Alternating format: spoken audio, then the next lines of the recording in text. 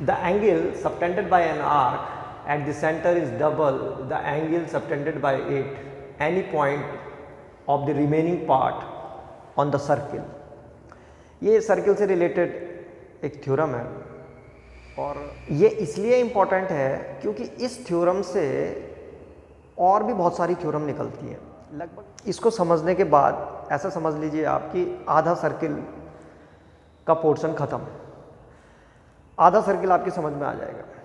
तो आज हम ना केवल इसको समझेंगे बल्कि इसको प्रूव भी करेंगे। तो शुरू करते हैं। सबसे पहले the angle subtended by an arc at the centre. देखिए ये मान लो कोई सर्किल है ये, और यहाँ पे ये आर्क है, यहाँ पे ए बी, इसको ताकि ढंग से समझ में आए, मान लो ये ए एक्स बी ये कोई आर्क है और यहाँ पे ये सेंटर है। तो angle subtended by an arc at the centre, तो ये आर्क जो है सेंटर पे कितने डिग्री का एंगल बनाता है? ये ए एक्स बी मान लीजिए इसने बनाया 120 डिग्री का, और ये तो आर्क था यहाँ से लेकर के यहाँ तक ए बी, और जो रिमेनिंग पोर्शन है वो ये वाला है, ये रेड कलर से ये यहाँ से यहाँ तक ये रिमेनिंग पोर्शन है। तो वो कह रहा है कि इसके बाद जो रिमेनिंग पोर्शन पे जो एंगल बनता है यही आर्क रिमेनिंग पोर्शन पे ये देखो पहले इसने इस आर्क ने ये जो आर्क था इसने सेंटर में बनाया 120 डिग्री का एंगल, और उसके बाद जो ये रिमेनिंग पोर्शन था उस पर ये एंगल बन गया ये। तो वो कह रहा है कि the centre is double the angle subtended by it any point of the remaining part on the circle. तो इसका मतलब ये हुआ कि जितना एंगल वो यहाँ पे बनाएगा उसका जस्ट डबल बनाएगा यहाँ पे। तो इसका मतलब ये हुआ कि यहाँ पे 60 डिग्री का बना रहा हूँ, तो यहाँ पे 60 का बनेगा, यहाँ पे कितने डिग्री का एंगल बना रहा है? 60 डिग्री का, तो यहाँ पे इसका जस्ट डबल बनेगा। तो ये थ्योरम है, सिंपल सी थ्योरम है। आ गया होगा समझ में? एक बार फिर से देखते हैं। ये कोई सर्किल है और यहाँ पे ये कोई आर्क ले लेते हैं, यहाँ से लेके ये इसका आर्क है, इसको नाम दे देते हैं कुछ ए, यहाँ पे बी, ताकि पढ़ने में ठीक लगे। तो यहाँ पे एक्स भी लिख लेना चाहिए बीच में। तो ये ए एक्स बी आर्क हो गया, ये वाला आर्क, ठीक है। इस सर्किल का मान लीजिए सेंटर ओ है ये, तो ये आर्क सेंटर पे एक क्या बनाएगा? एंगल बनाएगा। तो ये बन गया, ये जो आर्क है इसने सेंटर पे ये वाला एंगल बना रखा है, और जो रिमेनिंग पोर्शन है, अब इसका जो रिमेनिंग पोर्शन है वो ये वाला है, ये सारा रिमेनिंग पोर्शन है भाई। आर्क के बाद जो बच गया वो रिमेनिंग पोर्शन हो गया, ये सारा का सारा रिमेनिंग पोर्शन है। तो यही आर्क ये वाला, ये जो अब यहाँ से यहाँ तक है, ये आर्क जो है इस रिमेनिंग पोर्शन पे कितने डिग्री का एंगल बनाता है? तो ये ऐसे करके ये वाला बना दिया इसने। इस रिमेनिंग पोर्शन पे कहीं पे भी बना सकता है, यहाँ पे बना सकता था, ये जो है यहाँ पे बना सकता है, कहीं पे भी बना सकता है, यहाँ पे बना सकता है, ठीक है। कहीं पे भी रिमेनिंग पोर्शन पे कहीं पे भी बना सकता है भाई। सेंटर पे तो एक ही एंगल बनेगा, रिमेनिंग पोर्शन पे तो कहीं पे भी बना सकता है ये एंगल। तो वो ये कह रहा है कि जितना एंगल वो यहाँ पे बनाएगा उसका डबल बनेगा यहाँ पे। मान लो यहाँ पे इसने x डिग्री का बनाया, तो यहाँ पे कितना बनेगा? 2x, ठीक है। अब ये मत सोचना कि यहाँ पे अलग, यहाँ पे x बनाया तो यहाँ पे भी x ही बनेगा, यहाँ पे भी x ही बनेगा, ये अभी हम तब आगे पढ़ेंगे। तो फिलहाल अगर ये यहाँ पे x बनाता है तो यहाँ पे 2x बनेगा, अगर यहाँ पे x बनाता तो भी यहाँ पे 2x बनता है, यहाँ पे x बनाता तो यहाँ पे भी 2x बनता है। तो सिंपल है थ्योरम समझ में आ गई होगी। इस थ्योरम को थोड़ा कंफ्यूजन इसलिए क्रिएट होता है कि यहाँ पे लिखा हुआ है the angle subtended by an arc at the centre is double. तो इस डबल कौन सा वाला एंगल होता है? डबल सेंटर वाला, ये होता है डबल। किसका डबल होता है? The angle subtended by it any point of the remaining part on the circle. तो इस जो रिमेनिंग पार्ट होता है उसका डबल होता है। तो यहाँ पे x था इसलिए यहाँ पे 2x बन रहा है, ठीक है। जैसे ये दूसरा वाला डायग्राम था, यहाँ पे 60 बन रहा है तो यहाँ पे 120 बन रहा है। तो आ गया होगा समझ में। तो अब इसको प्रूव करते हैं। प्रूव कैसे होगा देखो। मान लीजिए कोई सर्किल है और इसका जो सेंटर है वो है O, यहाँ पे ले लेते हैं इसको, और यहाँ पे एक आर्क है A एक्स और बी, ठीक है। मान लीजिए ये सेंटर पे कितने डिग्री का एंगल बनाता है, ये बनाता है AOB, कितना डिग्री का एंगल बना रहा है AOB। और इसका जो रिमेनिंग पोर्शन है, रिमेनिंग पोर्शन मान लीजिए यहाँ पे एक रिमेनिंग पोर्शन है, यहाँ पे ये ऐसे करके ज्वाइन कर दिया C। तो हमको क्या प्रूव करना है, वी हैव टू प्रूव क्या प्रूव करना है, हमको प्रूव करना है कि angle AOB is equal to angle ACB, ये प्रूव करना है हमको कि angle subtended by an arc at the centre is double angle subtended by it at the remaining portion. तो ये प्रूव करना है हमको। तो इसको प्रूव करने के लिए ये हमने ज्वाइन कर दिया, ये कंस्ट्रक्शन है। तो ये जो ज्वाइन कर रखा है OA OB OC, इसको डार्क लाइनों से ज्वाइन कर रहा हूँ मैं, ठीक है। AC OA और OB और BC इसको डार्क लाइनों से खींच दिया है और एक कंस्ट्रक्शन कर रखा है यहाँ पे, लाइन CO खींच रखी है, CO नहीं, यहाँ पे मान लीजिए एक लाइन CD है, एक CD कंस्ट्रक्ट कर रखी है, O से होकर के जाती है। अब हमें ये प्रूव करना है कि angle AOB is equal to angle 2ACB। तो देखो कैसे प्रूव करेंगे, सिंपल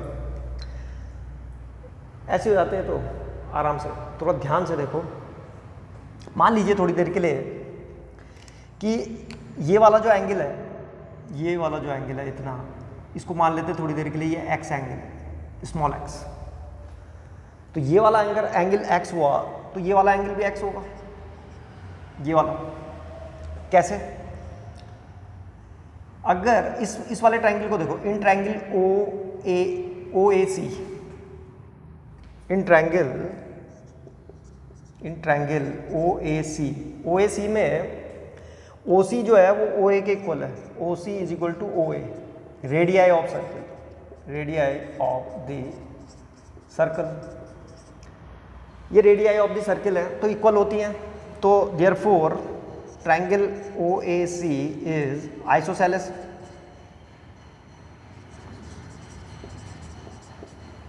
तो आइसोसेलेस ट्रायंगल हो गया।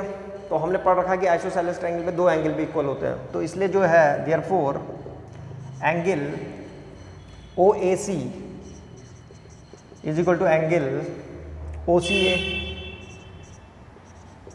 Angle OAC is equal to angle OCA is equal to x से मान लिया हमने इसको कि ये जो है x है, ठीक।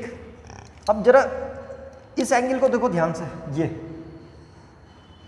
इस वाले ट्रायंगल का OAC का एक्सटीरियर एंगल है ये DOA। Now angle DOA is equal to, ये जो एंगल DOA होगा वो इन दो एंगलों के इक्वल होगा। हमने पढ़ रखा है कि जो एक्सटीरियर एंगल होता है किसी भी ट्रायंगल का वो sum of two opposite interior angle. तो ये वाला जो एंगल होगा वो इन दोनों के सम के इक्वल होगा, यानी कि x प्लस एक्स कितना हो जाएगा, ये 2x। तो इसको 2x होना चाहिए, यहाँ पे लिख दिया मैंने 2x। कैसे? Angle DOA is equal to angle OAC plus angle OCA। और इसका रीजन लिख देंगे हम कि exterior angle is equal to sum of two opposite interior angle. ये इसका रीजन हो गया। Therefore angle DOA is equal to कितना हो गया, 2x। अब जैसे इसको x लिया था तो ये भी x हो गया था, वैसे ही अगर मैं इधर वाले ट्रायंगल में, इस वाले ट्रायंगल में OBC में, ये वाला जो ट्रायंगल है OBC में, मान लो ये वाला एंगल y है, कितना है y, तो ये वाला एंगल भी y होगा, वही सेम आइसोसेलेस ट्रायंगल हो जाएगा क्योंकि OB जो है OC के इक्वल है। जैसे इधर वाले ट्रायंगल के लिए किया वैसे उधर वाले ट्रायंगल के लिए करना है। और ये वाला इस वाले इस ट्रायंगल का जो एक्सटीरियर एंगल है वो ये है, कौन सा, DOB। तो ये कितना हो जाएगा 2y। ठीक है, यहाँ पे लिख सकते हैं हम कि सिमिलरली वी कैन प्रूव, क्या प्रूव कर सकते थे हम, similarly we can prove angle DOB is equal to angle OCB plus angle OBC और इज इक्वल टू ये कितना था, इन दोनों को y ले रखा है हमने, तो ये 2y हो गया, y प्लस y, यानी कि angle DOB is equal to 2y। Now angle ACB कितना हो गया, x प्लस y, और एंगल AOB कितना हो गया, AOB इज इक्वल टू हो गया 2x प्लस 2y। तो 2 कॉमन ले लेंगे यहाँ पे, कितना हो गया x प्लस y। इस x प्लस y की वैल्यू ये है, ACB कितना आ गया 2ACB, लिख दो यहाँ पे AOB। तो ये प्रूव हो गया, यही प्रूव करना था हमको कि angle AOB is equal to angle ACB। तो सिंपल है। तो इस तरीके से हमने प्रूव कर दिया कि कोई भी आर्क सेंटर में जितना भी एंगल बनाता है उसका हाफ रिमेनिंग पोर्शन में बनाता है, या हम ये बोल सकते हैं कि रिमेनिंग पोर्शन में वो जितना एंगल बनाता है सेंटर में उसका डबल बनाता है। तो यहाँ पे ये डबल, यहाँ पे कितना एंगल है, ये जो पूरा एंगल बना हुआ है, ये पूरा एंगल है x प्लस वाई, और यहाँ पे इसने कितना एंगल बना रखा है, ये है हमारे पास 2 हमने कॉमन ले रखा है, और x प्लस वाई, तो डबल है उसका, तो डबल एंगल बन गया इसका। तो ये प्रूव हो गया। इससे पहले जो हमने थ्योरम प्रूव करी थी उसकी मदद से इनको भी आराम से प्रूव किया जा सकता है। फर्स्ट थ्योरम जो है वो ये है कि angle in the same segment of a circles are equal. तो यहाँ पे एक सर्किल है, मान लीजिए ये सर्किल है, ये ठीक है। तो वो कह रहा है कि angle in the same segment. तो सेगमेंट क्या होता है, मान लीजिए यहाँ से लेकर के ये सेगमेंट है, हमें मालूम है एक कॉर्ड जो होती है वो 2 सेगमेंट बनाती है, ये आर्क है, तो ये 2 सेगमेंट है, एक मेजर सेगमेंट है ऊपर और एक माइनर सेगमेंट है। तो वो कह रहा है कि angle in the same segment of the circles are equal.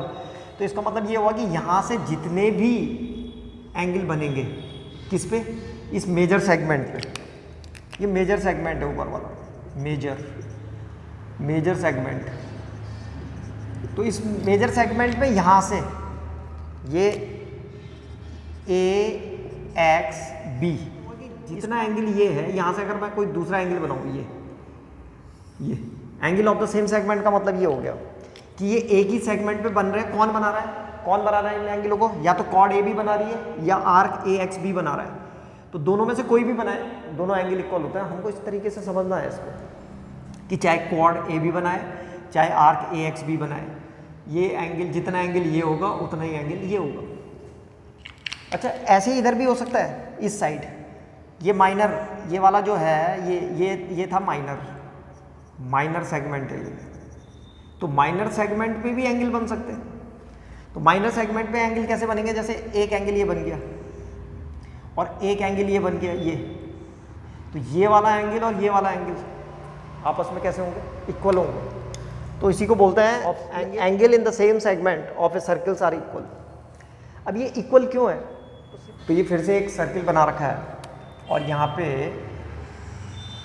मान लीजिए यहाँ से ये angle of the same segment के लिए प्रूव कर रहे हैं हम इस बार। तो मुझे प्रूव करना है कि ये वाला जो एंगल है कौन सा, ABC, ये वाला एंगल जो है वो है किसके इक्वल, इस वाले एंगल के equal. Angle ABC is equal to angle A, ये D है, ADC, ये प्रूव करना है हमको। इसके लिए हम क्या करेंगे, यहाँ पे एक सेंटर ऑफ द सर्कल बनाएंगे ऐसे करके, और इसको ज्वाइन कर दो यहाँ पे। ये मान लो O है सेंटर ऑफ द सर्कल। तो हमने पढ़ रखा है कि angle subtended by an arc at the centre, centre पे जितना एंगल बनाता है उसका हाफ होता है ये। अगर ये एंगल मान लो थोड़ी देर के लिए कि 2x है, तो इसका हाफ कितना होगा, ये x, ठीक है। और ये वाला भी सेम है एंगल, ये भी क्या होना चाहिए, इसका हाफ होना चाहिए। भाई angle subtended by an arc at the centre, तो सेंटर पे ये आर्क कितना बना रहा है, 2x, तो बाकी ये जहाँ पे जितने भी एंगल बनाएगा उन सब के हाफ होंगे। तो यहाँ पे जितने भी एंगल बनेंगे वो सारे के सारे हाफ होंगे। ये भी x होगा, यहाँ पे और बना लो, ये भी x होगा, और बना लेते हैं यहाँ पे, ये भी x होगा। इस सेगमेंट पे यहाँ से लेकर के और यहाँ तक जितने भी एंगल बनेंगे अब इस आर्क के द्वारा, वो सारे के सारे x होंगे। तो ये वाली थ्योरम यही है कि angle in the same segment of circles are equal. तो ये पहली वाली जो थ्योरम अभी हमने इससे पहले प्रूव करी थी, उसी का एक जो है उसी से प्रूव हो जाती है। अब दूसरा आ जाओ जरा, angle in a semi circle is a right angle. Semi circle पे हमेशा राइट एंगल बनता है, कैसे? देखो ये सर्किल है और इसका हाफ कर देते हैं, तो ये ए बी, हाफ कौन करता है सर्किल को, डायमीटर, तो ये ए बी डायमीटर है, यहाँ पे इसका सेंटर है ओ। तो यहाँ पे हम कितने भी ट्रायंगल बनाए हैं, ये ट्रायंगल देख रहे होंगे आप, ए बी और सी, वो ये कह रहा है कि ये 90 डिग्री का होता है। सेमी सर्किल पे जितने भी एंगल बनते हैं वो सारे के सारे 90 डिग्री के होते हैं, और यानी कि राइट एंगल ट्रायंगल होते हैं। और राइट एंगल ट्रायंगल में हमेशा एक हाइपोटेनियस होता है, तो हाइपोटेनियस कौन होगा, हमेशा डायमीटर, ये डायमीटर उसका हाइपोटेनियस होता है। यहाँ पे अगर हम ये 90 डिग्री होगा, यहाँ पे दूसरा बनाएंगे अगर हम ऐसे करके, ये भी 90 डिग्री होगा। जितने भी ट्रायंगल बनेंगे इसमें, यहाँ पे से और बना लो, ये भी 90 डिग्री का होगा, ठीक है, और बना लो, यहाँ पे बना लो, ये सारे के सारे 90 डिग्री के होंगे। तो सेमी सर्किल पे जितने भी एंगल बनते हैं वो सारे के सारे 90 डिग्री के होते हैं। अब इसका रीजन क्या है, इसका रीजन सिंपल है, इसका रीजन यहाँ मिल सकता है। देखो ये वाला आर्क, देखो ये वाला आर्क यहाँ पे सेंटर पे कितने डिग्री का एंगल बना रहा है, 180, तो बचे हुए रिमेनिंग पोर्शन पे कितना बनाएगा, उसका हाफ। जितना सेंटर पे बनाता है रिमेनिंग पोर्शन पे उसका हाफ बनाता है, तो सेंटर पे अगर 180 बनेगा तो यहाँ पे 90 बनेगा, तो इसलिए 90 डिग्री का होता है। तो हमेशा ध्यान रखना, किसी भी सेमी सर्किल पे अगर हम कोई ट्रायंगल बनाए और उसमें से एक साइड अगर उसकी डायमीटर है तो समझ लेना वो राइट एंगल ट्रायंगल है, और डायमीटर के ठीक सामने वाला जो एंगल होगा वो 90 डिग्री का होगा। जैसे ये कोई भी सर्किल है, ये इसका डायमीटर है ए बी, यहाँ पे इसका सेंटर है, तो इस अगर एक साइड अगर इसकी डायमीटर हुई, ये डायमीटर इस ट्रायंगल की एक साइड है, तो डायमीटर के ठीक सामने वाला एंगल ये 90 डिग्री का होता है। तो सेमी सर्किल पे हमेशा राइट एंगल ट्रायंगल बनता है।